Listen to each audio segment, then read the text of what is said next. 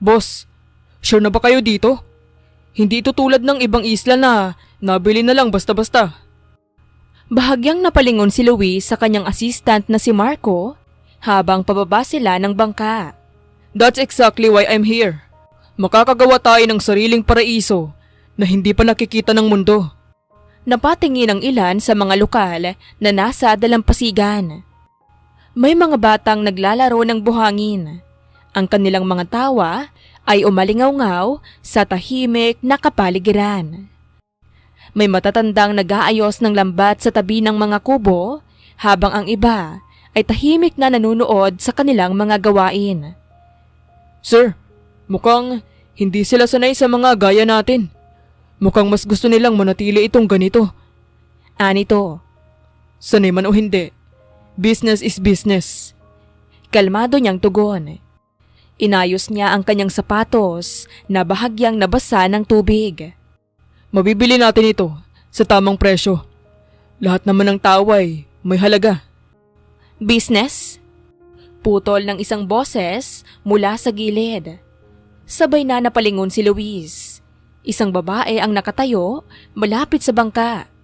Bahagyang basa ang laylayan ng pantalon na tila kagagaling lang sa pagdaong ng sariling maliit na bangka. Ikaw yung bibili ng isla, di ba?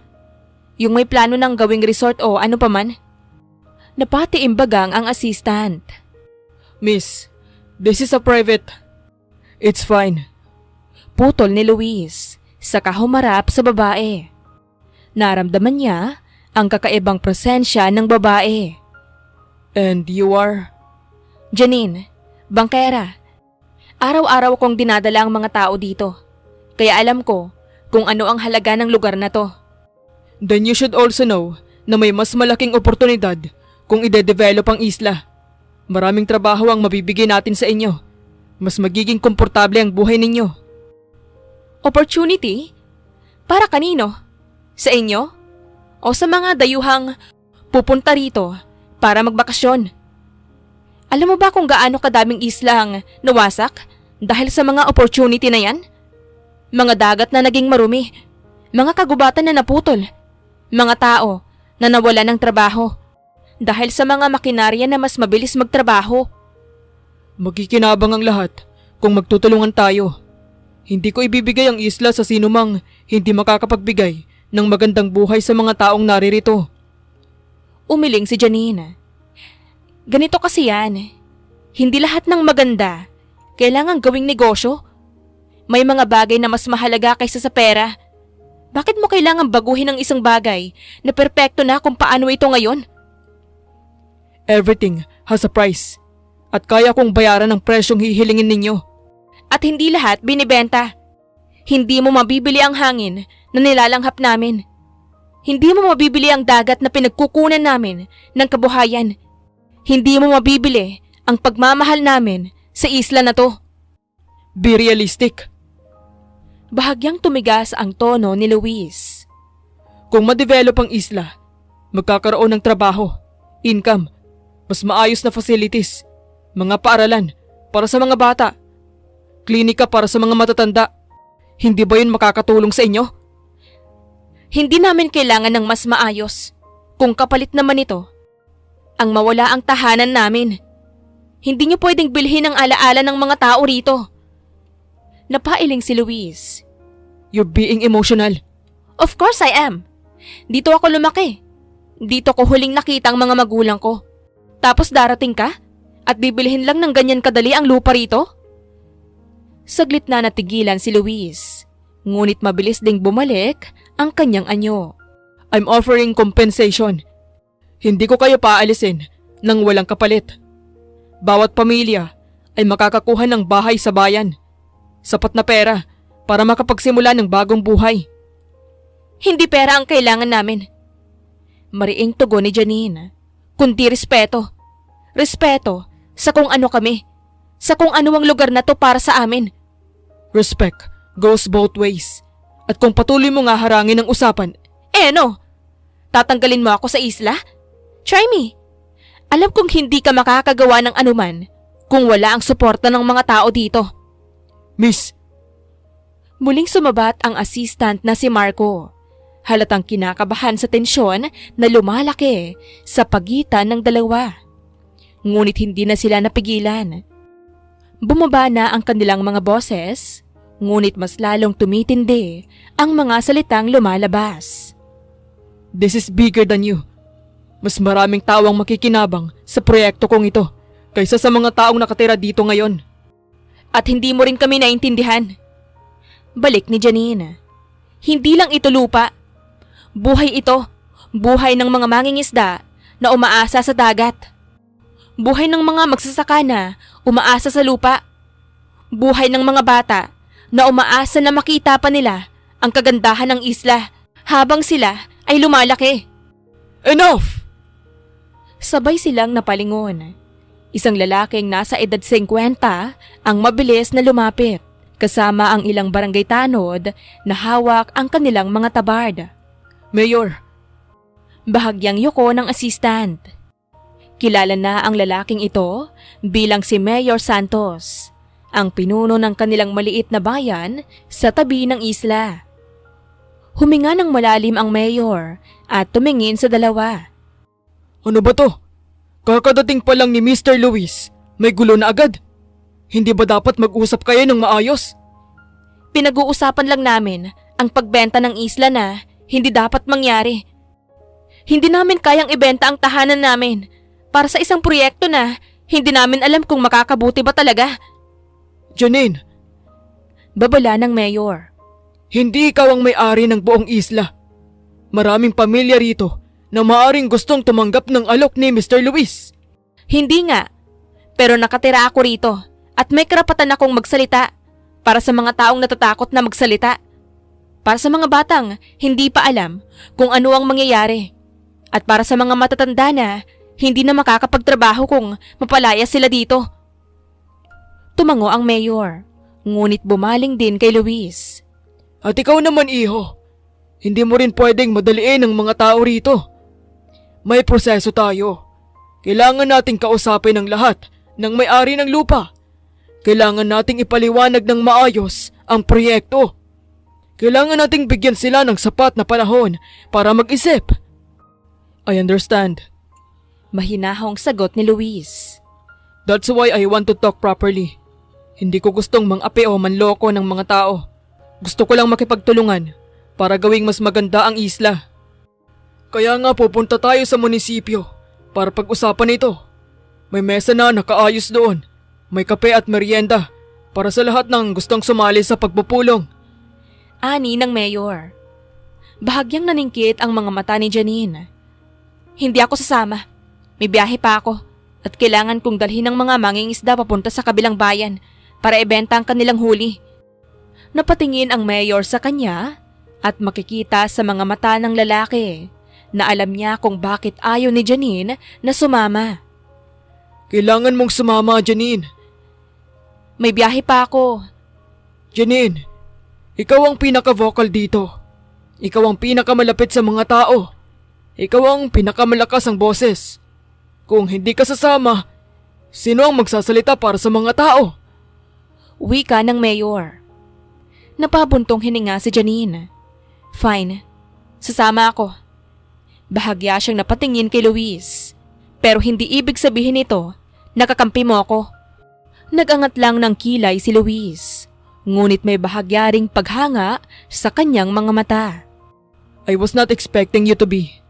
Mas mabuti na nga na may isang tao na tinitignan kung tama ba ang ginagawa namin. Maaga pa lang ay nasa dalampasigan na si Luis. Sa di kalayuan, abala si Janine sa pag-aayos ng kanyang bangka at walang pakialam kung naghihintay ang isang bilyonaryo. Late ka. Walang lingon na sabi ni Janine habang hinihigpitan ang lubid na nakatali sa poste ng daungan. Bahagyang napangiwi si Luis. 8 o'clock ang usapan. It's 7:55. Sa dagat, hindi sinusunod ang oras mo. Sinusunod namin ang alon. Kung maaga kang dumating pero hindi pa handa ang dagat, walang mangyayari. Napabuntong hininga si Luis. Fine. Ano? Sasakay na ba ako o may seminar pa muna? May bayad ang seminar.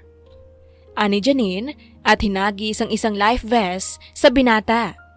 At hindi ka VIP dito. Dito, pantay-pantay lang ang lahat. Mangingisda man o negosyante. You always treat your passengers like this? Depende.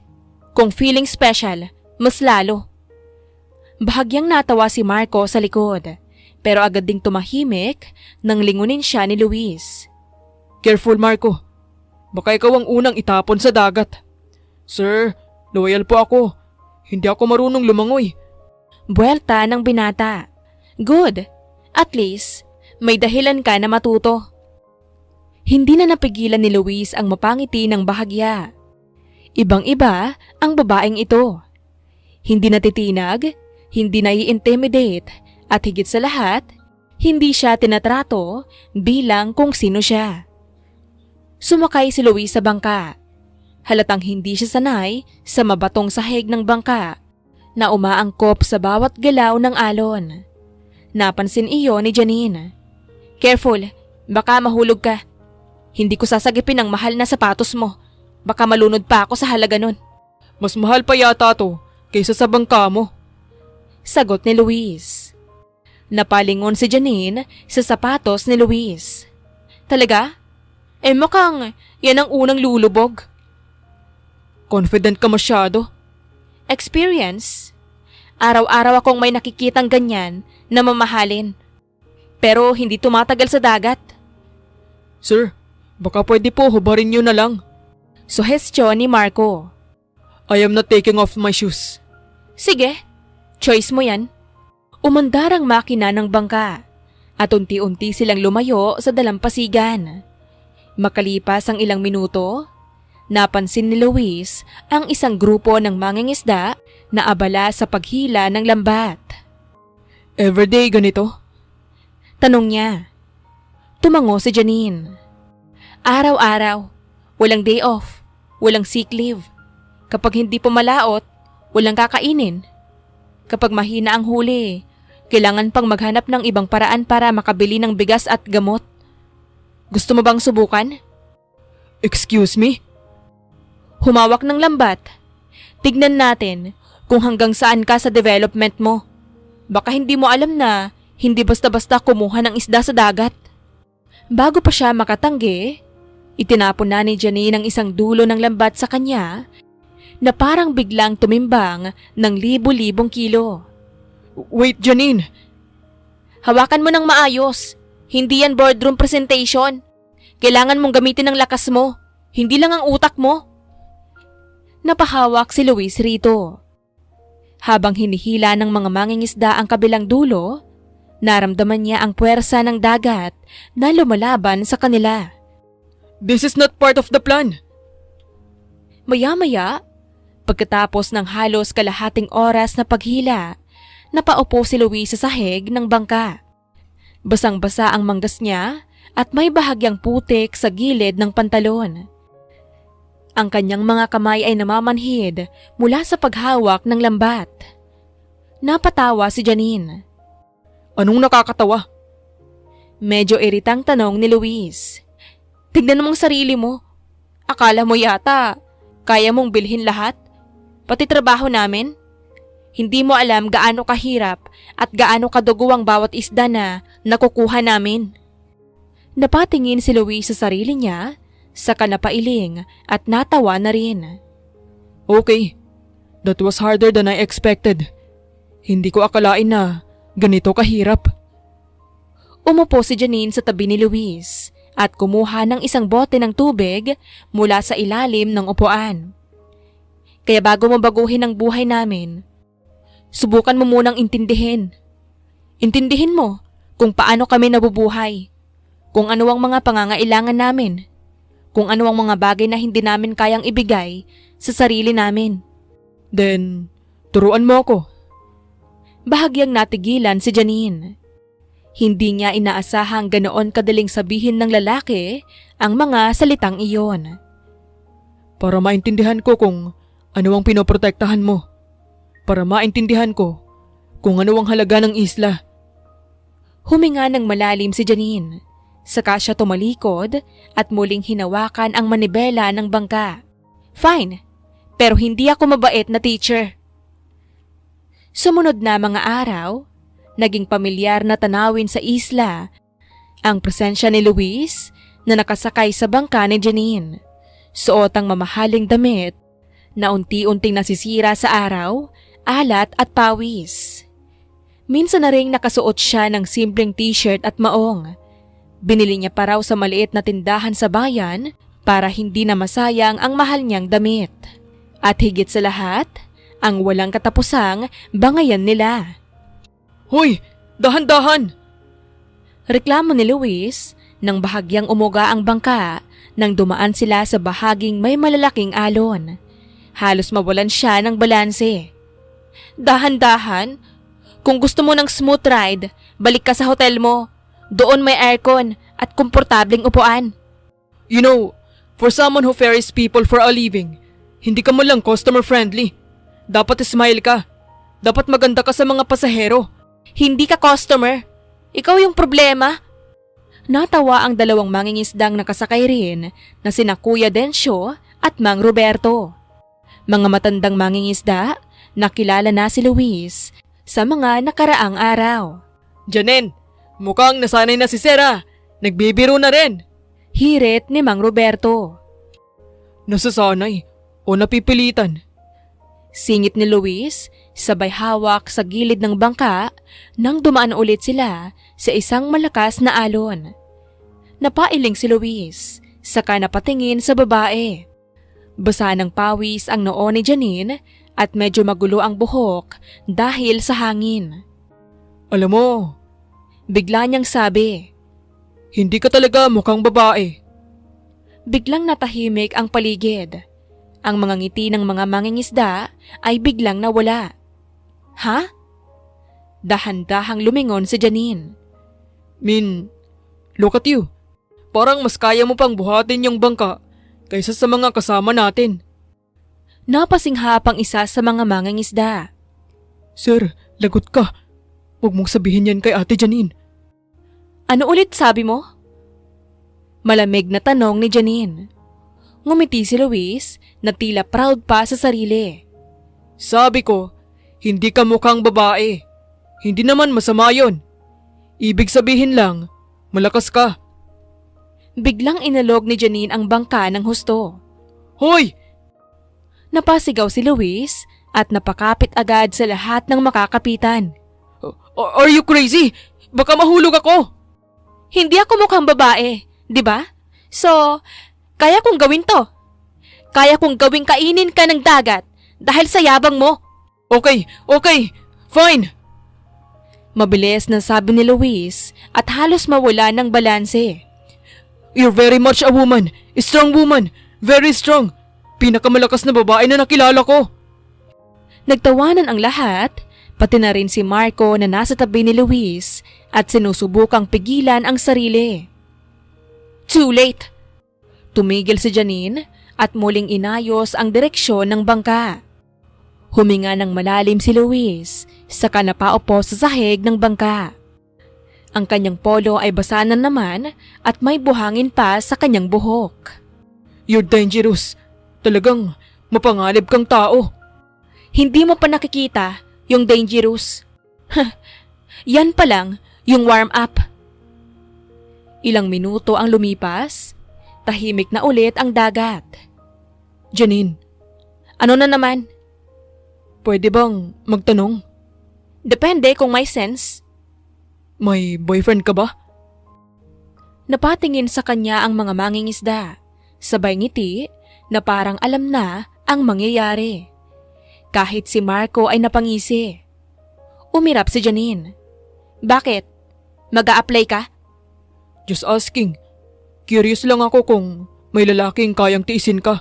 Kasi ikaw, medyo matapang. Natawa ang mga nakikinig. Sir, mahirap talaga makasama si Ate Janine. Sabi ni Kuya Densyo. Masyadong malakas. Meron, pero hindi tumagal.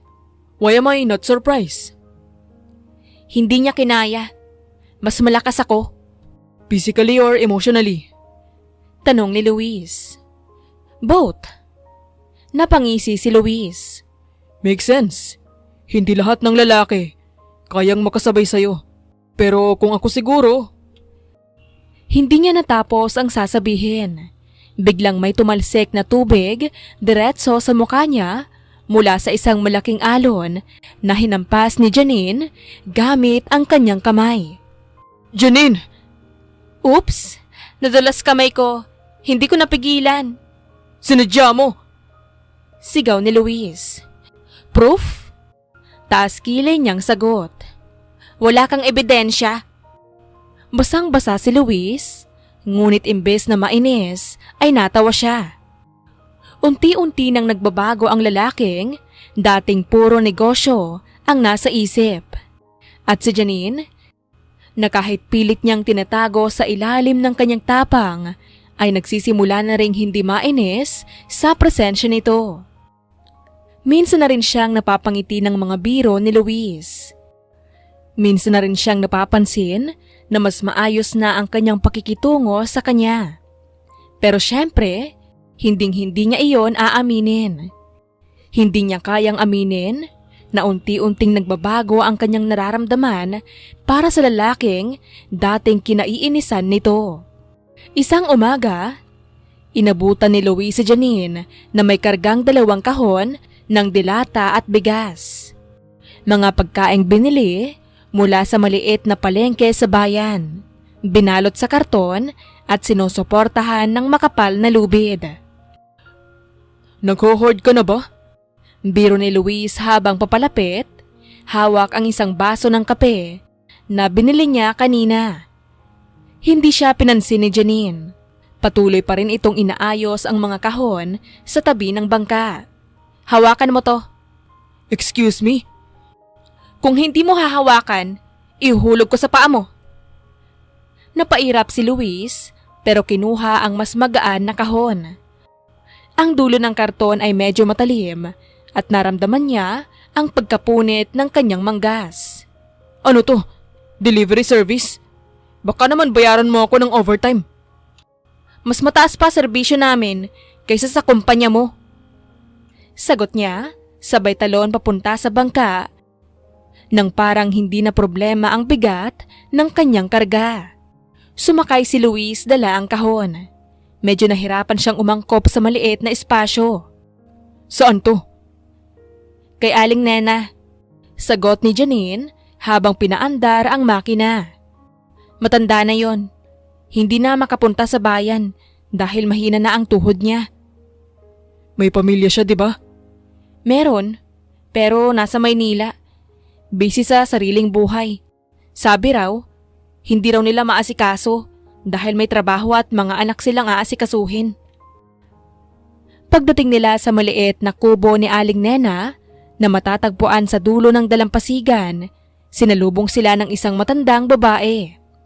Janine! Akala ko hindi ka na makakapunta ngayon. Bati ng matanda. Opo, Nay. May dala po kaming konting pagkain.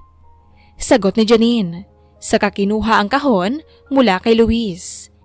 Dahan-dahan niya itong ibinaba sa lupa para hindi mabigatan ang matanda. Napatingin si Aling Nena kay Luis. Bagong katulong mo? Mukhang hindi sanay sa init ng araw. Natawa si Janine. Opo, libre lang, pero medyo juicy sa pagkain. Hey! Reklamo ni Luis, pero napangiti rin. Inilahad niya ang kamay rito. Luis po, Nay. Hindi po ako katulong. Kasama lang po ako ni Janine. Habang nasa loob si Janine, naiwan si Luis sa labas kasama ang matanda. Uminom sila ng tubig na inalok ng matanda, inihainan sa mga pinutol na kawayan na ginawang baso. Hindi siya ganyan dati. Biglang sabi ni Aling Nena. Hindi siya ganito katigas ng ulo. Hindi siya ganito kadaldal. Napatingin si Luis. Paano po? Simula nung mawala ang mga magulang niya noong 2 taon na ang nakalipas, siya na ang naging sandigan ng marami dito. Napatingin si Luis sa bangka. Nagpatuloy ang matanda. Siya ang nagdadala ng mga bata papuntang eskwela tuwing Lunes hanggang Biyernes. Siya ang tumutulong sa mga may sakit kapag wala ng ibang mapagkakatiwalaan. Siya ang takbuhan kapag may problema. Hindi lang siya bangkera. Para siyang anak ng buong isla. Hindi agad nakasagot si Luis. Sa lahat ng mga araw, nakasama niya si Janine. Hindi niya inakala na may ganitong kwento ang babae. Palagi niya itong nakikita na matapang at matigas ang ulo. Ngunit hindi niya alam na sa likod ng lahat ng iyon ay isang pusong puno ng pagmamahal sa mga tao dito. Lumabas si Janine sa loob habang pinupunasan ang kamay gamit ang kanyang damit. Ang kanyang muka ay bahagyang namumula mula sa init ng loob ng kubo. Umalis na tayo. May susunod pa tayong pupuntahan. Kay Mang Kanor, nasugatan siya kahapon habang nangingisda. Habang nasa bangka, hindi nagsalita si Luis. Tahimik lang siyang nakatingin sa mga tanawin. Napansin iyon ni Janine. Anong nangyari? Naubusan ka ng sasabihin? Hindi siya sumagot agad. Sa halip, tumingin siya sa dagat. Saka sa mga batang kumakaway mula sa dalampasigan nang makita sila. Janine, Ano na naman? bakit mo ginagawa lahat ng to? Anong to? Lahat. Hindi ka naman obligadong tumulong sa lahat. Hindi ka naman mayaman. Bakit mo pinipilit sarili mo?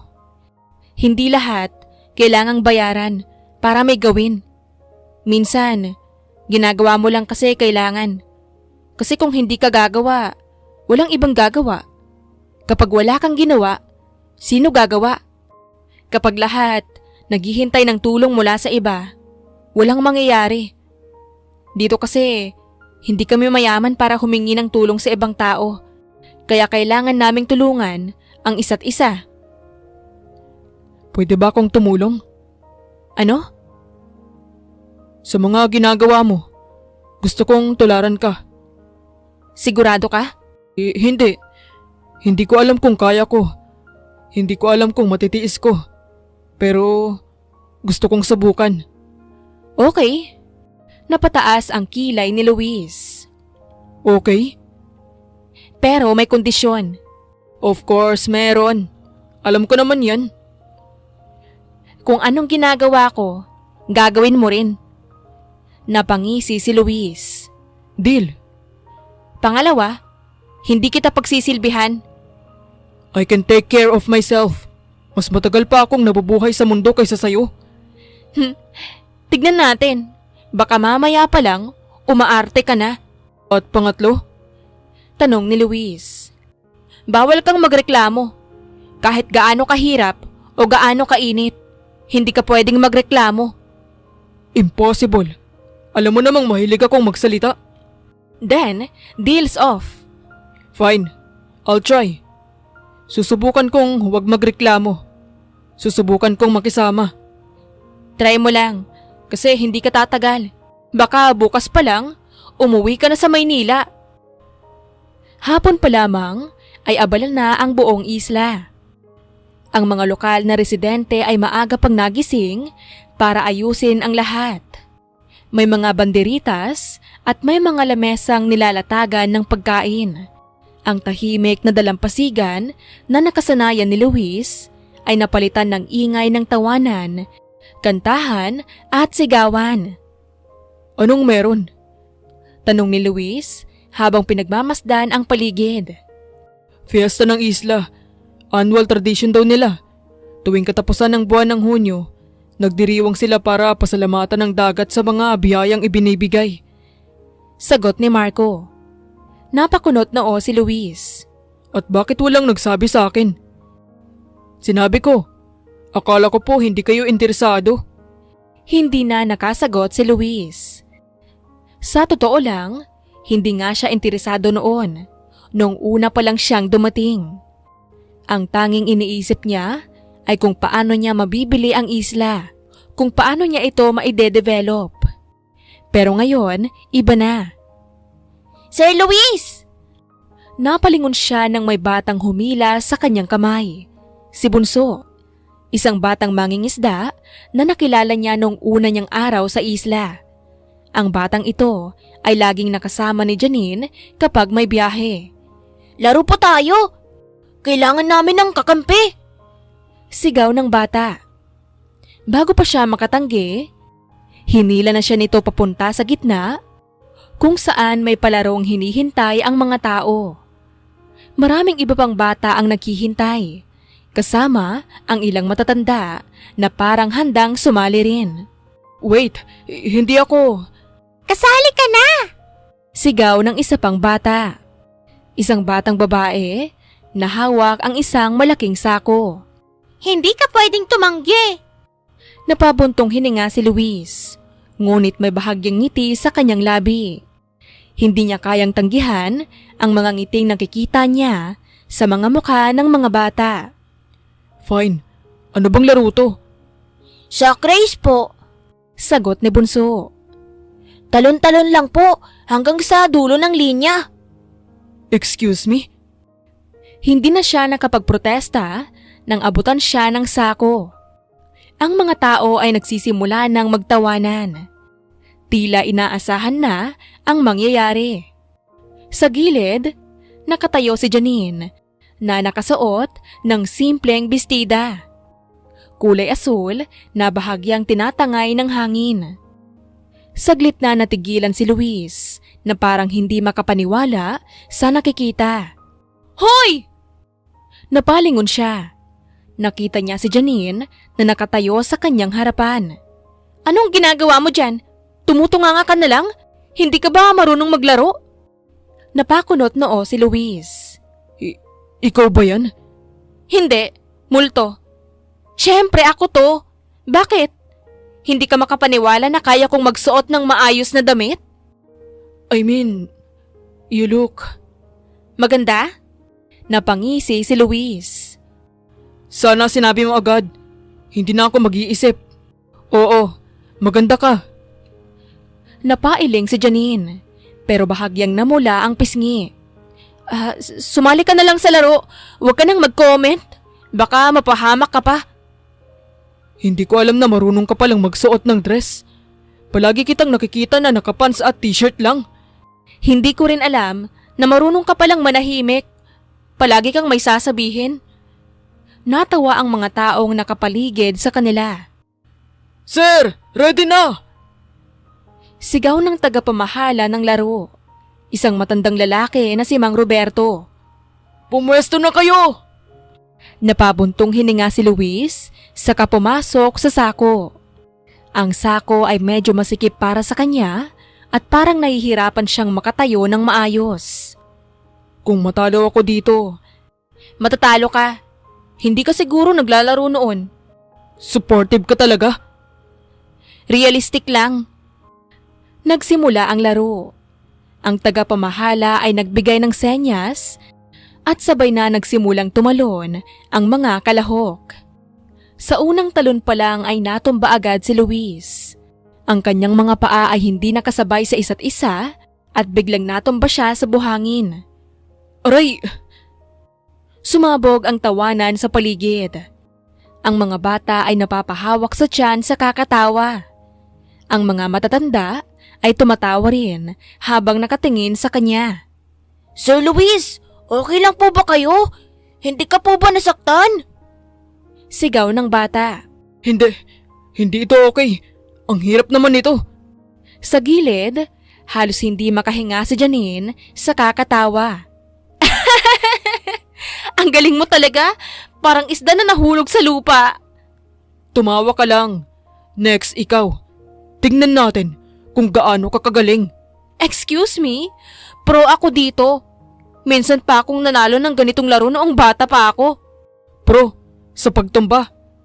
Mas marunong pa ako sa'yo. Baka hindi mo makaya ang bilis ko. Prove it. Napataas ang kilay ni Janine. Sige, handa ka na bang matalo? Sumali siya. At sa unang 3 talon ay lamang na agad ito. Uy, ang daya. Para kang palaka. Hindi yan daya. Skill yan. Mas okay na yon kaysa sa parang kahoy na hindi makagalaw. Muling nagtawanan ang lahat. Sa huli, nanalo si Janine. At una siyang nakarating sa dulo ng linya. At ang mga tao ay nagpalakpakan para sa kanya. Tinanggap niya ang maliit na premyo na agad niyang ipinamahagi sa mga bata. Nakita ni Luis kung paano inaalayan ni Janine ang mga bata. Bakit hindi mo kinukuha? Tanong niya. Hindi ko kailangan. Basta makita kong masaya sila, sapat na yun para sa akin. Janine, Ano? masaya ka pala dito. Oo, kasi ito ang tahanan ko. Dito ako lumaki. Dito ko nakilala ang mga taong mahal ko. Dito ko natutunan kung paano magmahal at tumulong sa iba. Maganda ka pala kapag hindi ka galit. Napalingon si Janine habang naningkit ang mga mata, pero may ngiti na sa kanyang labi. Gusto mo bang bumalik ako sa dati? Ngumiti si Luis. Medyo. Mas sanay na ako sa galit mong muka. Baliw ka. Sa'yo lang. Saglit na natahimik si Janine. Naramdaman niya ang kakaibang init na kumakalat sa kanyang dibdib. At parang hindi niya maipaliwanag kung bakit biglang naging mahalaga sa kanya ang mga salita ni Luis. Ang corny mo. Pero napangiti ka. Hindi. Liar. Matapos ang pista, ay naging abala si Janine sa pag-aayos ng lambat nang lapitan siya ni Luis. Ang mga lambat ay inilalagay niya sa ilalim ng araw para matuyo. May bago akong proposal. Bungad ni Luis. Hindi man lang siya tumingin. Patuloy pa rin siyang inaayos ang mga lubid ng lambat. Kung tungkol na naman yan sa pagbili ng isla, save mo na.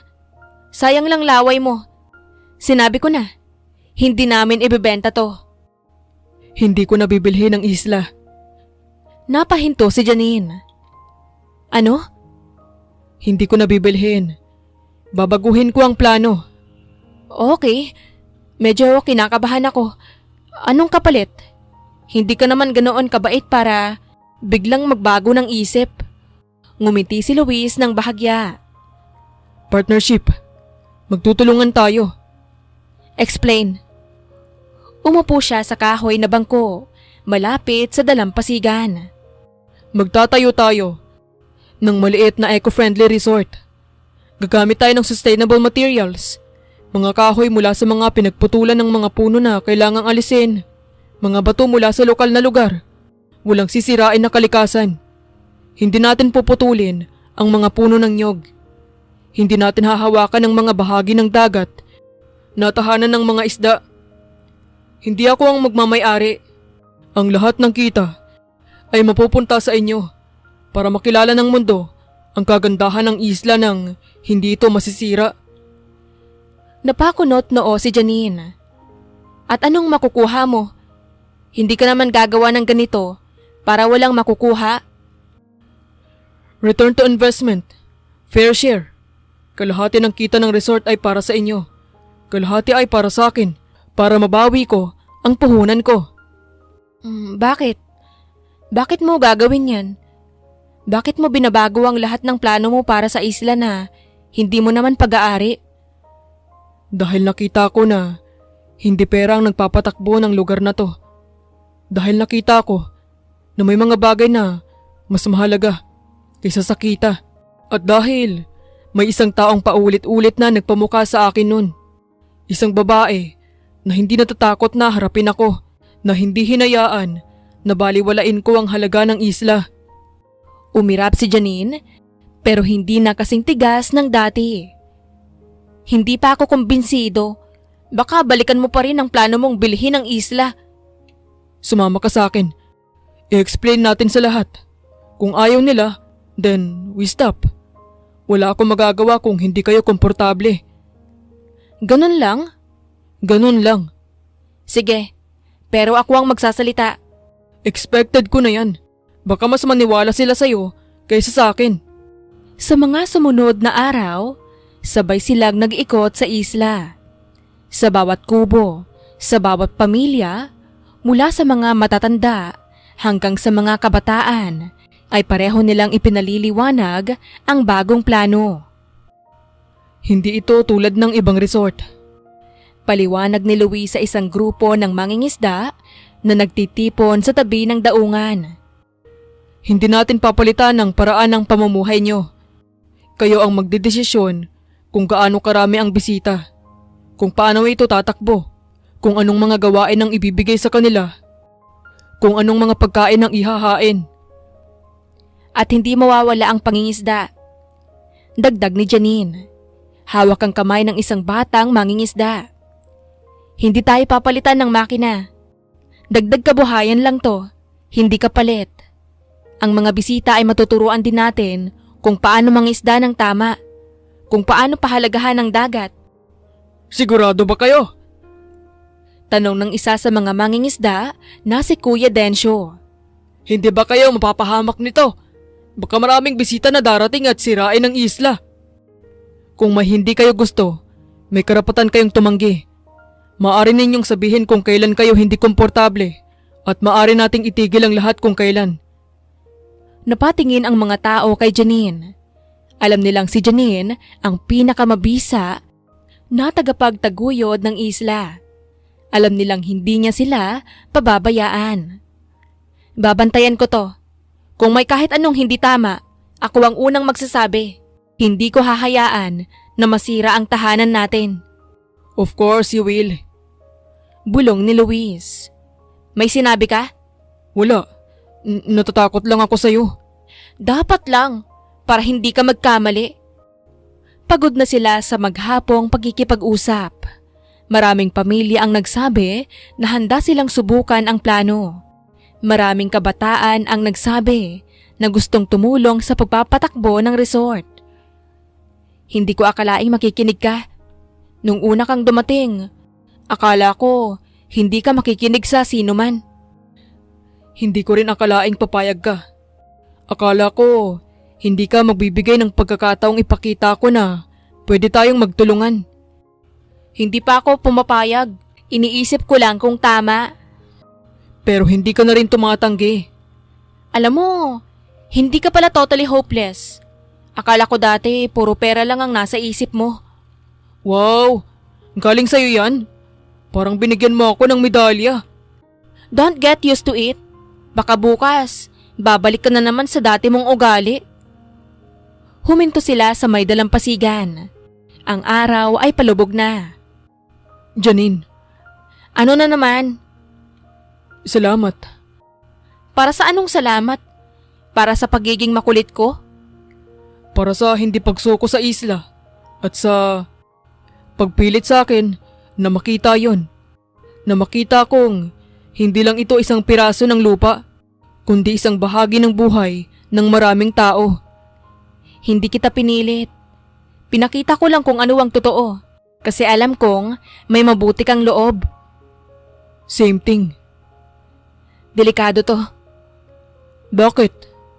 Bakit? Baka akala mo nagiging okay na tayo, na hindi na tayo magkalaban. Bahagyang ngumiti si Luis. Hindi ba? Lumipas ang ilang buwan at ang dating simpleng plano ay naging realidad. Ang mga sketch sa notebook ni Luis ay naging mga tunay na istruktura. Bawat desisyon ay pinag-uusapan ng buong komunidad. Bawat kita ay pinaghahatian para sa ikabubuti ng lahat. May sarili na silang maliit na paaralan para sa mga bata. May maliit na klinika na binibisita ng doktor mula sa bayan tuwing linggo at may mga bagong lambat na binili gamit ang kita ng resort. Sir Luis, dumadami na naman ang booking natin next week. Masayang sigaw ni Marco habang papalapit, hawak ang kanyang tablet na puno ng mga reserbasyon. Mga pamilya at grupo ng mga estudyante ang darating. Gusto nilang matuto tungkol sa sustainable living. Good. Sagot ni Luis, abala sa pag-aayos ng listahan ng mga gamit na kailangang bilhin para sa mga bagong bisita. Make sure na hindi lalagpas sa capacity. Ayokong masira yung sistema. Copy po. Ay teka, Naputol ang sasabihin ni Marco nang mapansin si Janine na paparating na may bitbit na bayong na puno ng sariwang gulay at prutas. oh, ayan na sir. Dumating na po ang boss ninyo. Napatingin si Luis. Boss ko? Good morning. Bati ni Janine. Good morning. Late ka. Tumigil si Janine. Excuse me? Alas 7 pa lang. Exactly. Dapat nandito ka na ng 6:30. Sinabi ko naman sa'yo na kailangan nating suriin ang mga gamit para sa mga bisitang darating. Bakit? May attendance? Meron. Ako ang checker at ikaw ang naunang late. Napairap si Janine. Tanggal ka na. Napatawa si Marco at ang ilang staff na nakarinig. Ang mga empleyado ng resort ay mga lokal na residente at sanay na sila sa pag-aasaran ni Luis at Janine. Sir, wala kayong laban dyan. Ate Janine talaga ang boss dito. Alam ko, basta hindi niya ako papatalsikin sa isla. Lumapit si Janine at inilapag ang bayong sa mesa. Ito yung request ng kitchen. Fresh na gulay na pinitas ko lang kanina mismo sa taniman natin. Sabi ni Aling Nena, mas masarap kung sariwa. Salamat. Sagot ni Luis at binuksan ng bayong at tinignan ang mga gulay. Pero alam mo, pwede ka namang magpahinga minsan. Hindi mo kailangang gawin lahat ng trabaho. Masaya akong nakakatulong. Masaya akong nakikita kung maganda ang buhay ng mga tao dito. Of course you do. Uy! Uy! Sigaw ng isa sa mga staff na isang batang babae na si Ana. Ang sweet niya naman! Napalingon ang lahat. Ang mga mata ng lahat ay nakatingin sa kanilang dalawa. Ha? Sabay na sabi ni Luis at Janine. Lagi na lang kayong magkasama. Dagdag ng isa pang staff. Parang hindi kayo mapaghiwalay. Minsan pa nga, nagtutulungan kayo sa pagluluto ng hapunan para sa mga bisita. Hoy, trabaho to. Hindi namin kailangan ng mga komento ninyo. Sure, Singit ni Marco. work with feelings. Alam na namin, sir. Natawa ang lahat. Kahit ang mga matatandang staff na katabi nila ay tumatawa at ngumingisi. Marco, gusto mo bang mawala ng trabaho? Baka ibigay kita kay Mang Roberto. Oh, joke lang po. Agad na sagot ni Marco habang tumatakbo palayo. Sir, hindi na po ako magsasalita. Umiling si Janine. Ang dami niyong time mang asar. Dapat inuuna ninyo ang trabaho. Kasi obvious naman. Bulong ng isang staff. Anong obvious? Taas kilay ni Janine. Wala po. Sabay-sabay nilang sagot. Bandang hapon, nasa dalampasigan sila at sinusuri ang bagong bahagi ng resort na isang maliit na pier na ginawa para sa mga bisitang gustong mamasyal sa dagat. Hindi ko akalaing aabot tayo dito. Nung una kang dumating, akala ko talagang kukunin mo lang ang isla at iiwan kaming lahat. Hindi pa rin ako fully convinced. Baka balikan mo pa rin ang plano mong bilhin ang isla at gawing malaking resort. Pero nandito ka pa rin. Para bantayan ka.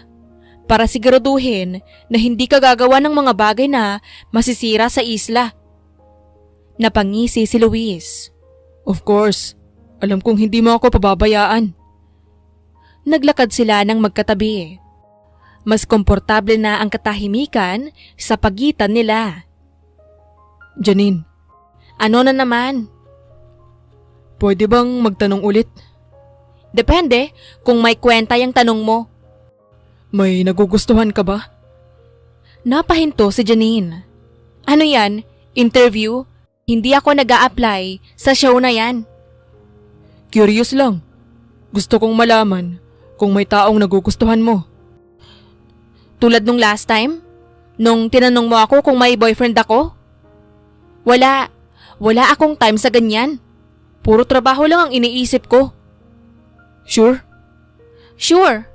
Bakit? May nagugustuhan ka ba? Huminto si Luis. Itinuro niya ang isang batong pwedeng maupuan at umupo siya roon. Luis? Meron. Napataas ang kilay ni Janine. Talaga? Sino? Hindi ba isang bisita? Ikaw, Ha? I like you. Gusto kitang makasama sa lahat ng bagay. Gusto kitang makasama habang nanonood tayo ng paglubog ng araw. Habang nagluluto tayo ng pagkain. Habang sinusubukan nating gawing mas maganda ang isla. Hindi agad nakapagsalita si Janine. Para siyang natahimik sa sariling mundo at sa mga salita ni Luis ay umuulit-ulit sa kanyang isip. Hindi mo kailangang sagutin ngayon. Alam kong hindi to madali para sa'yo. Alam kong marami kang iniisip. Napabuntong hininga si Janine. Uminom siya ng tubig mula sa kanyang bote. Luis, hindi niya tinuloy. Sa halip, napailing siya. Hindi ako tulad ng mga babaeng nakasanayan mo. Hindi ako marunong ng mga bagay na ginagawa ng mga babae sa Maynila. Hindi ako marunong mag-makeup, magdamit ng maayos, o mga bagay na sa mga babaeng sosyal lang makikita. Good. Napakunot ang noo ni Janine. Ha? Good. Kasi hindi ko hinahanap yung marunong mag-makeup. Hindi mo gets? No. Ikaw ang hindi nakakaintindi. Bahagyang napaatras si Janine sa tono niya. Hindi ako nahulog sa'yo dahil sa itsura mo. Kahit sabihin mong wala kang alam sa mga yan, wala akong pakialam. Luis, Nahulog ako sa'yo dahil kaya mo akong kontrahin kahit sino pa ako. Dahil hindi ka natatakot magsalita. Dahil mas mahal mo ang isla kaysa sa kahit anong pera na kaya kong ibigay. At higit sa lahat, dahil ikaw si Janine, hindi ka nagpapanggap. hindi pa ako handa. Bahagyang nawala ang ngiti ni Luis pero hindi nawala. Okay. Pero pwede nating subukan. Ilang buwan ang dumaan, maaga pa lang, ay wala na si Janine sa dalampasigan. Ang mga staff ay nag-aayos ng mga gamit para sa mga bisitang darating, ngunit wala pa ring bakas ng kanyang presensya. Sir, hindi pa dumating si Janine. Sabi ni Marco habang hawak ang tablet na puno ng mga detalye ng meeting. May meeting tayo with suppliers ng organic na pagkain para sa resort. Napakunot noo si Luis. Strange. Hindi siya basta nawawala. Lagi siyang una sa lahat ng mga activities. Baka may ibang biyahe lang. Baka kailangan niyang dalhin ang mga mangingisda papunta sa kabilang bayan. Tumango si Luis, ngunit may kung anong hindi mapakali sa loob niya. Marco, asikasuhin mo muna dito. Sabihin mo na lang sa mga supplier na hindi ako makakapunta ngayon. Hahanapin ko siya. Copy sir, ingat po kayo. Natagpuan niya si Janine sa kabilang bahagi ng isla, sa isang lugar na hindi pa niya napupuntahan. Isang lumang bahay ang naroon, gawa sa kahoy at bato at may malaking bakuran na puno ng mga bulaklak at mga punong prutas. Nakatayo si Janine sa harap ng bahay. Kausap ang dalawang lalaking nakapormal na damit. Hindi ko pa sinasabing ibebenta ko. Kailangan kong pag-isipan muna. Miss Janine, malaking halaga na po ang alok. Isang halagang sapat para buhayin ang buong isla ng maraming taon. Sayang kung palalagpasin ninyo ito. Baka hindi na ulit makarating ang ganitong alok. Saad ng isa sa mga ito. Hindi pera ang usapan dito. Ito ang bahay ng mga magulang ko. Ito ang lupa na pinaghirapan nilang pangalanan. Doon napahinto si Luis. Nakatago siya sa likod ng isang puno ng niyog at naririnig ang bawat salitang lumalabas sa bibig nila. Pero kayo na po ang may hawak ng titulo ng karamihan ng lupa sa isla. Kayo ang may final say kung anong mangyayari sa lahat. Dagdag ng lalaki. Kung pumayag kayo, hindi na kailangang mag-alala pa ang mga tao dito tungkol sa kinabukasan nila. Nanlaki ang mata ni Luis. Titulo? Karamihan ng lupa? Hindi niya inakala na ang babae na kanyang kilala bilang isang simpleng bangkera ay may ganitong kapangyarihan. Huwag niyo na akong kulitin. Kung may desisyon ako ang lalapit sa inyo. Umalis na kayo. Understood po. Sagot ng mga lalaki at bahagyang yumuko bago tuluyang umalis. Iniwan nila ang folder sa isang upuan sa tabi ng bahay bago tumungo sa kanilang sasakyan. Janine, Luis, anong ginagawa mo dito? dapat ako ang magtanong yan. Ano yung narinig ko? Na ikaw pala ang tunay na may-ari ng karamihan ng lupa sa isla? Totoo naman. Hindi mo man lang sinabi. Hindi ko kailangang ipaalam sa'yo. Hindi ko kailangang sabihin sa sino mang tao kung sino ako o ano ang meron ako. Pero sana, sinabi mo. Sana sinabi mo sa akin. Bakit? Para tratuhin mo ako ng iba? Tumahimik si Luis dahil alam niyang may punto ito. Alam niyang kahit pa sabihin niya na hindi, may bahagi sa kanya na magbabago ang tingin niya sa babae. Pinili kong maging bangkera.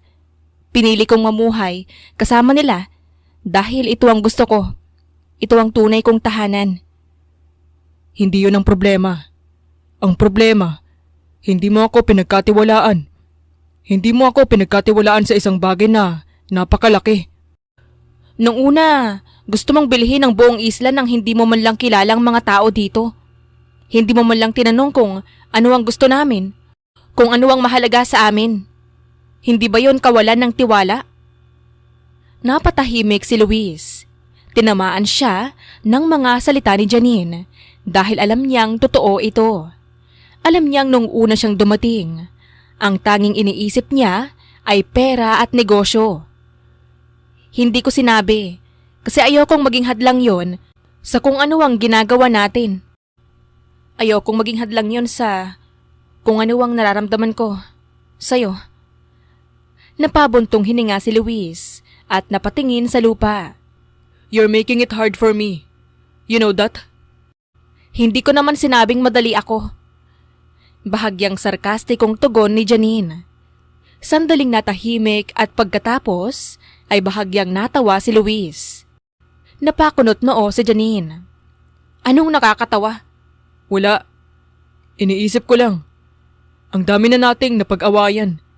Isla, negosyo, tiwala. At ikaw pa rin ang may lakas ng loob na umamin sa akin. Putol ni Janine. Exactly. Kaya siguro, hindi pa ako sumusuko. Napailing si Janine pero may bahagyang ngiti na sa gilid ng labi niya. Matigas ulo mo. Match lang tayo. Okay, let's reset. Reset? Taas kilay si Janine. Mag-date na lang tayo. Napakurap si Janine. Ha? Biglaan naman. Why not? Mukhang wala tayong nare-resolba kapag seryoso ang usapan. Baka may mangyari kung hindi tayo nag-aaway. Or baka lalo tayong mag-away. Balik ni Janine. Posible. Pero at least, mas interesting. Napailing si Janine pero hindi niya napigilang mapangiti. Ang gulo mo talaga. So, date? Tanong ni Luis. Fine. Pero ako ang pipili ng lugar. May lugar dito sa kabilang bahagi ng isla. Walang masyadong tao. Kita mo yung buong dagat habang lumulubog ang araw. Sounds perfect. Don't expect too much. Minsan lang magandang sunset doon. Okay lang, kahit hindi maganda ang sunset. Basta, kasama kita. Napailing si Janine pero napatawa na rin. Ang cheesy mo. Makalipas ang ilang buwan, hindi na lang basta proyekto ang eco resort sa isla.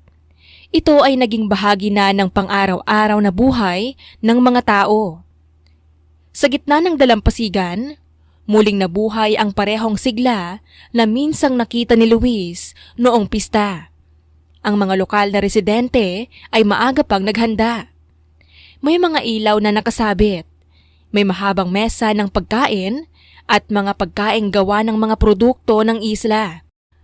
Nakatayo si Janine sa tabi ng isang malaking bato at tinitignan ang mga taong naghahanda. Nakasuot siya ng simpleng puting bestida na gawa sa lokal na tela. Sa gitna ng dalampasigan, nagtipon ang lahat.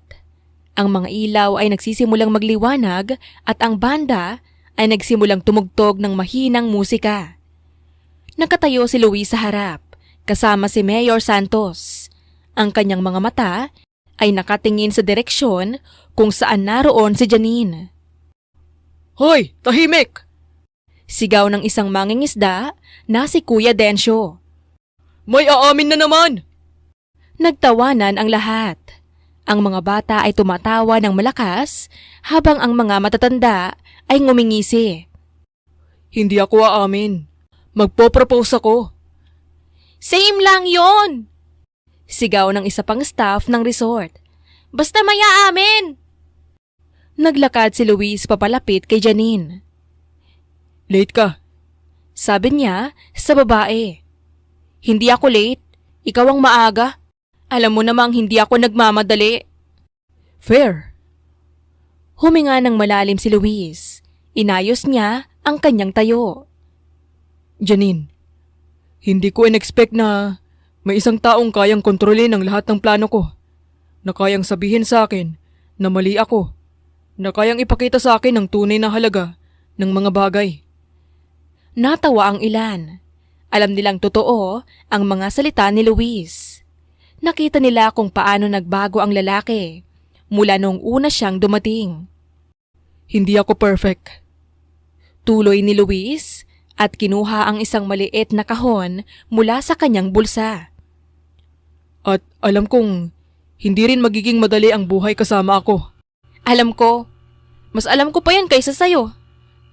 Pero kung papayag ka, sabi ni Luis, saka siya lumuhod sa harap nito. gusto kong harapin lahat ng yon kasama ka. Gusto kong makasama ka sa bawat paglubog ng araw, sa bawat bagong proyekto, sa bawat hakbang ng ating buhay. Janine, pakakasalan mo ba ako? Napatingin si Janine sa paligid. Sa mga taong ngumiti sa kanya, sa isla na minahal niya mula pa noong bata pa siya, at sa lalaking nasa harap niya. Ang bilis mo. Parang kahapon lang ay gusto mong bilhin ang isla. Ngayon, gusto mo nang pakasalan ako? Pwede namang slow, pero baka magbago pa isip mo. Ayokong mawala ng pagkakataon. Hindi na magbabago. Alam kong hindi ka na yung lalaki dati. At, oo, papakasalan kita. Sumabog ang sigawan at palakpakan. Ang mga tao ay nagtatalon sa tuwa habang ang banda ay nagsimulang tumugtog ng mas masiglang musika. Sandali! Biglang sigaw ni Mayor Santos at itinaas ang kanyang kamay para makatahimik ang lahat. Lahat ay tumingin sa kanya at nagtataka kung ano pa ang mangyayari. Dahil nandito na rin tayo at mukhang handa na ang lahat. Bakit hindi natin ituloy ngayon? Patuloy niya. Ha? Sabay na sabi ni na Luis at Janine. Kasal! Ngayon na! Wala na tayong kailangang hintayin. Lahat naman tayo ay narito na at handa na tayong maging saksi. Suhestyon nito. Mayor, seryoso po ba kayo? Wala pa kaming plano. Wala pa kaming mga gamit. Bakit? May schedule ka pa. At saka mayroon naman tayong lahat ng kailangan. May simpleng seremonya. May mga saksi. May pagkain para sa lahat. Napatingin si Luis kay Janine. Ang kanyang mga mata ay nagtatanong kung handa na ba ito. Game ka? Bahala ka na. Pero kapag iniwan mo ako sa altar, Hindi ako ganong klase ng tao. Hindi kita iiwan. Hindi kita pababayaan. good, Luis! sabi ng mayor. Hawak ang isang maliit na aklat. Tinatanggap mo ba si Janine bilang asawa mo na ibibigay ang iyong buhay para sa kanya? Na ipaglalaban ang pag-ibig ninyo namamahalin siya hanggang sa huli ninyong hininga? Opo. Sagot ni Luis. At ikaw, Janine, tinatanggap mo ba si Luis bilang asawa mo na ibibigay mo ang iyong buhay para sa kanya? Napoprotektahan siya at ang tahanan ninyo, namamahalin siya hanggang sa huli ninyong hininga. Napatingin si Janine kay Luis. Nagpatuloy ang mayor. At kung may reklamo ka, Hindi na. Hindi na ako magrereklamo. Hindi na ako magtatanong kung tama ba ito. Opo, Mayor. Pwede nang halikan! Sigaw ng isang bata, sabay hiyawan ng mga tao. hoy, Sabay nilang sabi, ngunit huli na. Bumaba ang mukha ni Luis at hinawakan niya ang pisngi ni Janine bago hinalikan ito. Nagtilian ang mga tao. Ang banda ay tumugtog ng mas masiglang musika habang ang mga tao ay nagsimulang magsayawan at magtawanan. Ilang linggo pagkatapos, pagdating sa Maynila, hindi mapigilan ni Janine ang mapahinto sa tapat ng bahay ni Luis. Hindi ito basta bahay. Isa itong malawak na mansyon. Dito ka nakatira? Tanong ni Janine. hindi naman ako sa kalsada natutulog. Sagot ni Luis. Hindi, seryoso ako. Parang sobra naman to. Ngumiti si Luis. Sanayan lang. Hindi ako masasanay dito. Pagpasok pa lamang nila sa loob, agad silang sinalubong ng 3 kasambahay. Sir, welcome back po. Sabay-sabay nilang bati. Tumango si Luis. Salamat. Nasaan si Mang Ernesto? Nasa likod po, sir. Pinapacheck ang sasakyan. Okay. Ang linis. Parang bawal huminga dito. Napalingon si Luis. Ano yun? Wala. Iniisip ko lang kung saan ako pwedeng umupo nang hindi nakakahiya. Anywhere. Sure ka? Baka may assigned seat din dyan. Napailing si Luis. Janine, Pero hindi na siya pinansin ng babae. Lumapit ito sa isang malaking mesa at hinawakan ang isang vase. Ang mahal siguro neto. Biglang lumapit ang isang kasambahay. Ma'am, ingat po. Baka mabasag. Curious lang. Pasensya na po. Sagot nito. Napakunot noo si Janine. Ang formal niyo naman. Relax lang kayo. Hindi ako bisita. Nagkatinginan ang mga kasambahay. Sino po kayo? Maingat, natanong ng isa. Bago pa makasagot si Janine, sumingit si Luis. siya si... Kaibigan niya. Mabilis na putol ni Janine. Napalingon si Luis sa kanya. Kaibigan? Tinaasan ito ng kilay ni Janine. Anong gusto mo? I-announce mo agad. Napabuntong hininga si Luis pero pinabayaan na lang. Okay. Samantala, nagpatuloy si Janine sa pag-iikot. Ang laki ng kusina nyo. Pwede kang magluto para sa buong barangay. May chef po tayo. Sabat ng isa sa kasambahay. Marunong bang magluto amo ninyo? Marunong. Sagot ni Luis mula sa likod. Ayaw lang nila akong magluto. Sayang naman. Mas masarap pa nga yung niluto mong tinola kaysa sa ibang natikman ko dito sa Maynila. Napangiti si Luis. Pero ang kasambahay ay nagtataka na. Ma'am, Muling tanong ng isa. sigurado po ba kayong kaibigan lang kayo ni Sir? Napatingin si Janine sa kanila, saka kay Luis. Hindi. Napatigil ang lahat. Lumapit siya kay Luis at basta na lang hinawakan ang kamay nito. Mas malala pa. Dagdag niya. Janine, Bulong ni Luis pero huli na. Humarap siya sa mga kasambahay. Asawa niya ako. Parang may bombang sumabog sa gitna ng sala. Ha? Sabay-sabay nilang sabi. ma'am? Halos hindi makapaniwala ang isa. Asawa po? Oo, Kinasal kami sa isla. Biglaan. Walang imbitasyon. Sorry. Napalingon silang lahat kay Luis. Napakamot siya sa batok. It's true. Sir, bakit hindi niyo po sinabi?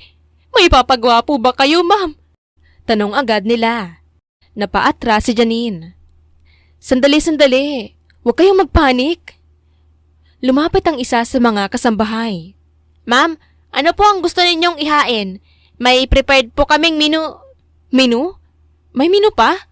Opo. Sagot ng isa sa kanila. Pwede bang kahit sinigang na isda lang? Nagkatinginan ang mga kasambahay. Ma'am, anong klaseng isda po? Tanong ng isa sa kanila. Kung anong meron at saka ako na ang magluluto. Ha? Sabay na sabi ng lahat, pati si Luis.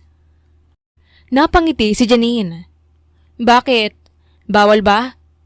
Hindi bawal. Pero, Good. Kasi gutom na ako. Sumunod ka na lang. Asawa mo ako, di ba? okay.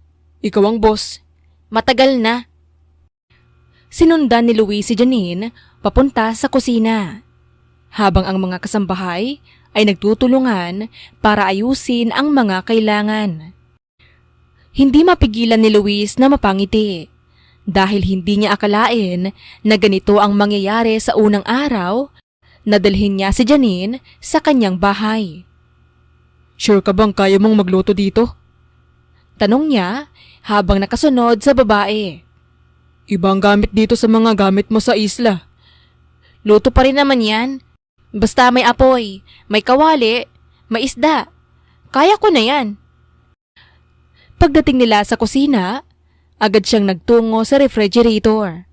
Binuksan niya ito at napatanga sa dami ng pagkain na nandoon. Mula sa mga sariwang gulay hanggang sa mga imported na pagkain na hindi pa niya nakikita.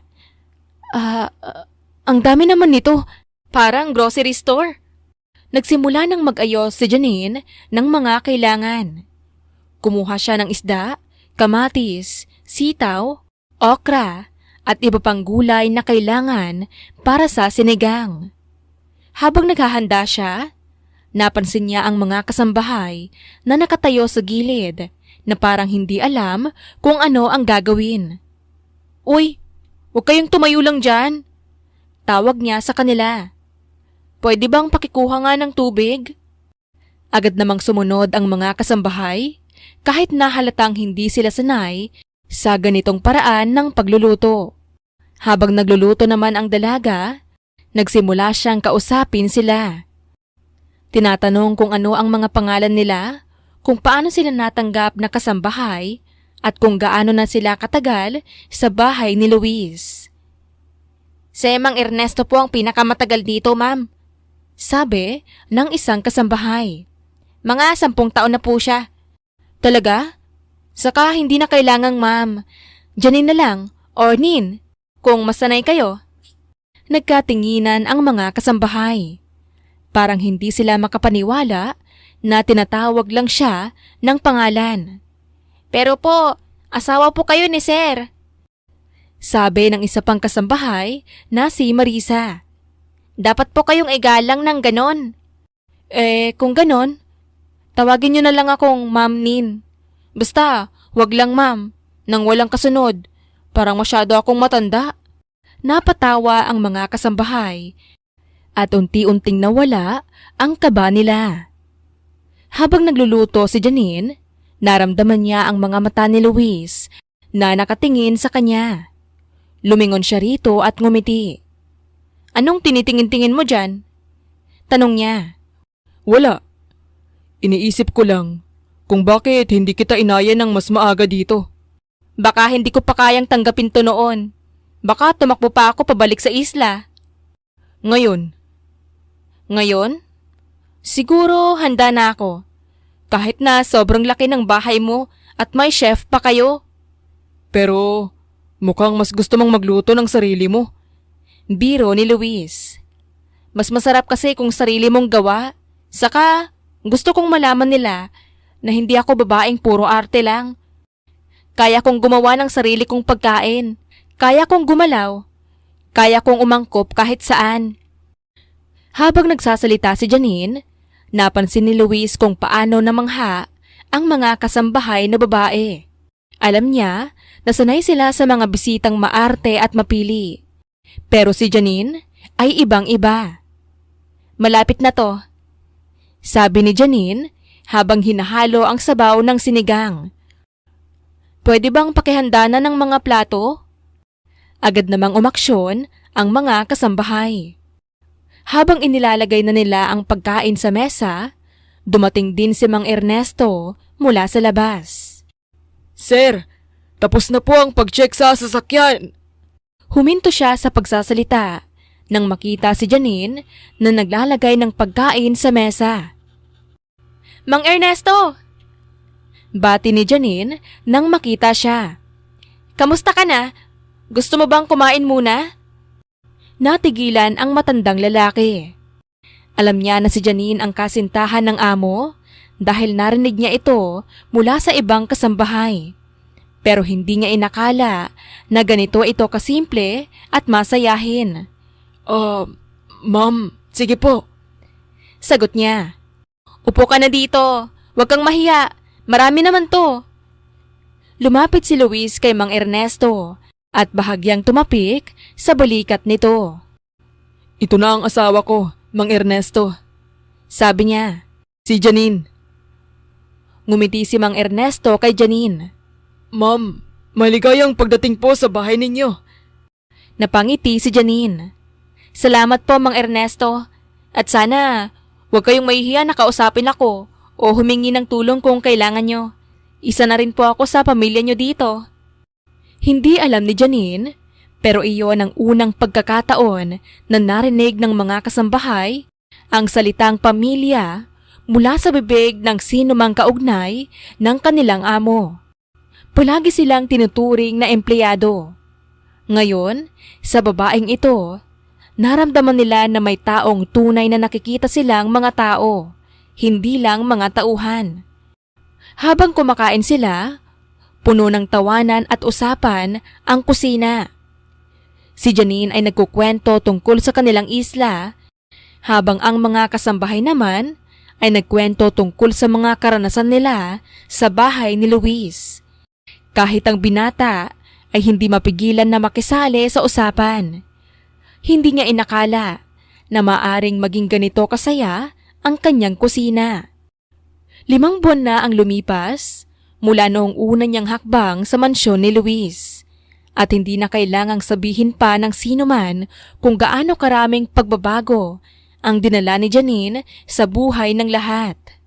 Ang dating tahimik at maayos na bahay ay ngayon puno ng sigla, tawa at amoy ng masasarap na pagkain na palaging inihahanda ng babaeng minsan nilang akalaing kaibigan lang ng kanilang amo. Ma'am Janine, baka mas mabuti na kung ako na lang ang maghawak niyan, sabi ni Marisa, habang sinusubukang agawin sa amo ang kawaling puno ng nilulutong adobo. Malakas pa ako, Marisa, at mas masarap kung ako mismo ang nagluluto para kay Luis. Mahal, baka mas mabuti na lang tayong umupo sa sala. Dagdag pa ni Luis na halatang kinakabahan. Hindi ka naman dapat nagtatrabaho ng ganito. Kung hindi ako gagalaw, baka mababaliw ako dito sa sobrang laki ng bahay natin. Saka sabi ng doktor, okay lang naman na gumalaw, basta hindi masyadong pagod. Napailing na lang si Luis, habang ang mga kasambahay ay nagkatinginan at napangiti. Mula noong malaman nilang buntis si Janine, lalo pang lumakas ang kanilang pag-aalala. Kahit si Mang Ernesto ay hindi na makapagpahinga ng maayos dahil lagi niyang sinusubaybayan ang bawat galaw ng babae. Ma'am Nen, baka po gusto niyo ng juice o tubig? Tanong ni Linda. Sige, salamat Linda. Pero pwede bang pakibigay na lang kay Luis? Mukhang siya pa ang mas nauuhaw kaysa sa akin. Napatawa ang lahat nang mapansin nilang talagang pawis na si Luis habang sinusubaybayan siya. Lumapit ito sa kanya at kinuha ang baso mula kay Linda. Mahal, Seryoso na ako. Upo ka na muna. Ako na ang bahala dito. O kaya naman ay, hayaan na natin ang chef na gumawa. Kung ganon, baka hindi mo matikman ang sarap ng adobo ko. Sige na nga. Pero ipapaubaya ko na lang sa inyo ang paglalagay ng mga ulam sa mesa, ha? Baka mabasag pa natin ang mga plato kung ako pa ang gagawa. Agad namang tumulong ang mga kasambahay para ilipat ang mga pagkain sa dining area. Habang umaakyat sila patungo sa kusina, napansin ni Janine na ang lahat ay maingat na sinusubaybayan siya. Huwag naman kayong ganito. Baka mas lalong mahirapan akong kumain kung ganito kayong nakatingin sa akin. Pasensya na po, Ma'am Nin. Sabi ni Mang Ernesto. Basta at naiisip po namin na may buhay na dinadala kayo. Hindi po namin mapigilan na mag-alala. Napangiti si Janine at hinawakan ang kanyang tiyan. Alam ko naman na mabuti ang inyong intensyon. Pero sana naman, huwag kayong masyadong mag-alala. Bata pa ako, malakas pa ako, at sigurado akong magiging maayos ang lahat. Lumapit si Luis sa kanya at hinawakan ang kanyang kamay. Ikaw talaga. Hindi ka talaga natatakot sa ano paman. Kung hindi ako matapang, hindi kita mapapangasawa, di ba? Sagot ni Janine bago hinalikan ito sa pisngi. Habang kumakain sila, mas lalong naging masaya ang usapan. Sinabi ni Janine na gusto niyang dalhin ang bata sa isla pagkatapos itong isilang para makita nito ang lugar kung saan sila nagsimula ni Luis. Sinabi naman ni Luis na handa siyang gumastos ng pera para mapaganda pa ang isla at para mas maging komportable ang buhay doon para sa kanilang pamilya. Pero hindi natin kailangang gawing parang mansyon ang lugar doon. Basta't masaya tayo at may pagkain tayo sa mesa, sapat na yon. Oo naman. Basta kasama kita at ang ating anak. Saan man tayo mapunta, tahanan na yon. Nakarinig sila ng mahinang pag-iyak mula sa tabi nila at napalingon sila kay Marisa na ngayon ay hawak ang kanyang bibig para pigilan ang mga luha. Marisa, bakit ka umiiyak? Tanong ni Janine. Pasensya na po, Ma'am Nin. Hindi ko lang po mapigilan. Ang saya-saya lang po kasi tignan na may pamilya na kayong dalawa at parang naramdaman ko na rin pong parte ko. Hindi napigilan ni Janine na mapaluha rin. Tumayo siya at lumapit kay Marisa para yakapin ito. Ikaw at ang lahat ng kasambahay dito ay parte ng aming pamilya. Hindi namin makakayang mamuhay dito kung wala kayo. Kaya sana, huwag kayong mahihiyang lumapit sa amin kung may kailangan kayo. Mula sa tabi nila, napangiti si Mang Ernesto habang pinupunasan rin ang luha sa mata. Matagal na po naming hinihintay ito, sir. Sabi niya kay Luis. Isang babae na magmamahal sa inyo at itatrato kami bilang pamilya. Ngayon, natagpuan na po ninyo siya. Lumapit si Luis kay Janine at hinawakan siya sa baywang. Binigyan mo ako ng pamilya. Binago mo ang buhay ko. At ginawa mong masaya ang buhay na dati kong iniisip na walang kabuluhan. Huwag agad husgahan ng isang tao batay sa unang tingin o sa sabi-sabi ng iba. Madalas, kung sino pa ang akala nating matigas, malamig o masama, sila pa ang may pusong marunong umunawa at magmahal. Lahat tayo ay may kakayahang maging mabuti at kailangan lang ng tamang pagkakataon at taong ipakita ito. Wakas.